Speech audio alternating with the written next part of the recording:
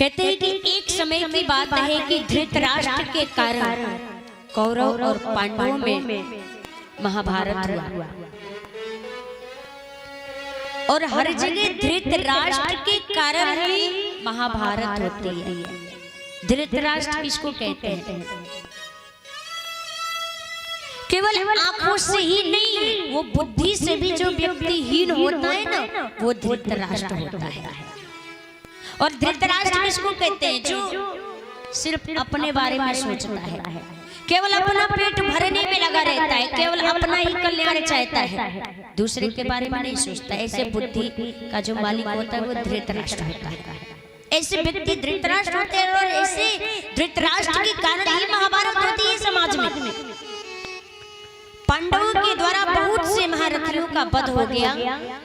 दुर्योधन की जंघाएं फटी हुई थी, मरणासन अवस्था में पड़ा हुआ था। उसी समय अश्वत्थामा आया और कहा कि हे मित्र, तुम चिंता मत करो, मैं तुम्हारे शत्रुओं का मस्तक काट करके मैं तुम्हारे समीप लेकर के आऊंगा। उसी समय अश्वत्थामा चल पड़ा पांडवों के शिविर की तरफ। उस समय भगवान श्री कृष्ण पांडवों के साथ में, द्रौपदी के साथ में भ्रमण करने नदी के किनारे गए हुए थे। अश्वत्थामा आया और पांडवों के पुत्रों को सोता हुआ पांडव समझ करके उनके मस्तिष्क को काट लिया और ले जाकर के दुर्योधन को दिया।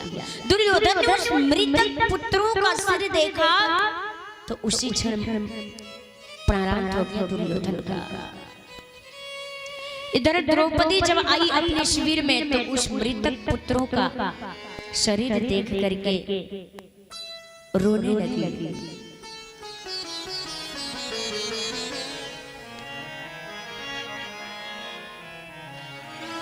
द्रौपदी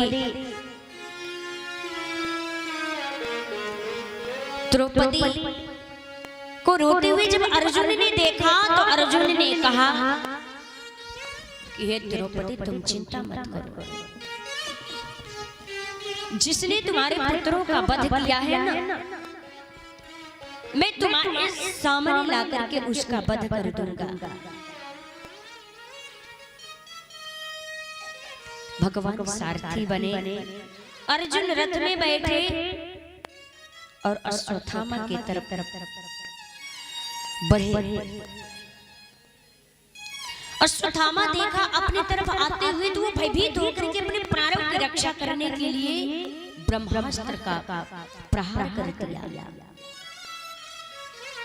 जब ब्रह्मास्त्र का प्रहार किया अश्वत्थामा तो अर्जुन घबराए और भगवान के शरण में दौड़ते हुए गए कि हे प्रभु, कृष्ण कृष्ण महाबाहो भक्तानां भयंकरा त्वमेको दहतमाना नाम पवर्गो शिशंस्त्रिते त्वमाद्य पुरुषः साक्षादीश्वरः प्रकृते परः मायां च्युदर्श्य चिक्षकत्या कैवल्ये स्थिते आत्मने।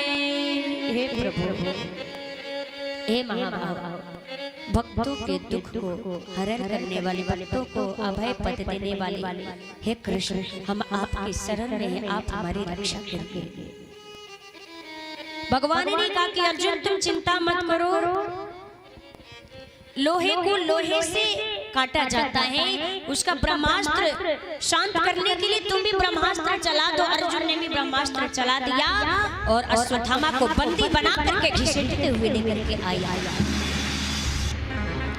भगवान ने इशारा किया उसके मस्तिष्क में जो उसके पास मरी, उस मरी को छीन लो। मरी को छीन लिया। मरी को छीनते ही अश्वत्थामा एकदम बावला सा हो गया। फिर से उसने ब्रह्मास्त्र उत्तरा के गर्भ पे चला दिया। उत्तरा भगवान के शरण में दौड़ती गई कि हे प्रभु, आप मेरी रक्षा करिए। भगवान ने उत्तरा के गर्भ में प्रविष्ट होकर के गर्भ की रक्षा किया, इधर बंदी बना करके अश्वत्थामा को घसीटते हुए लेकर के आया। अर्जुन भगवान की तरफ देखते हैं कि अब मैं इसका क्या करूं। भगवान कहते हैं कि जो नीति कहता है वही करो तुम।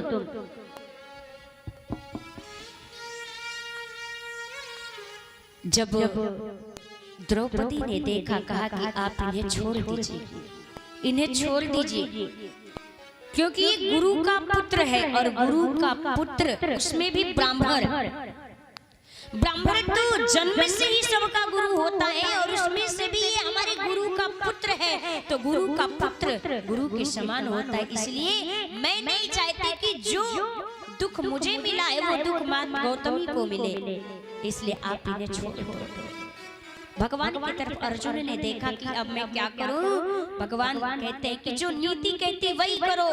भीम कहते हैं कि ऐसे आत्मताई का वध कर देना चाहिए। अर्जुन ने फिर भगवान की तरफ देखा। भगवान ने कहा कि ब्राह्मण का दैहिक वध नहीं होता, ब्राह्मण का जनेऊ और तिलक छीन लेना, उनका बहिष्कार कर देना, उनका तिरस्कार कर देना ही उनकी मृत्यु होती है।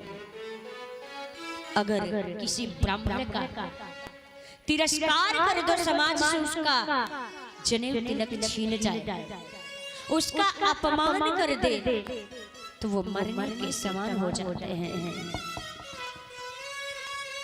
भगवान के इशारा पे उसके मस्तिष्क का जो मरी है छीन लिए।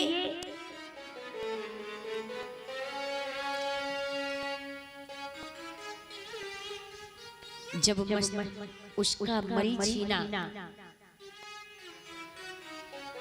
तब उसका मस्तिष्क अब काम नहीं कर रहा है कि अब मैं क्या करूं, क्या करूं। भगवान उत्तरा के गर्भ में प्रविष्ट होकर के रक्षा करते हैं। उत्तरा के गर्भ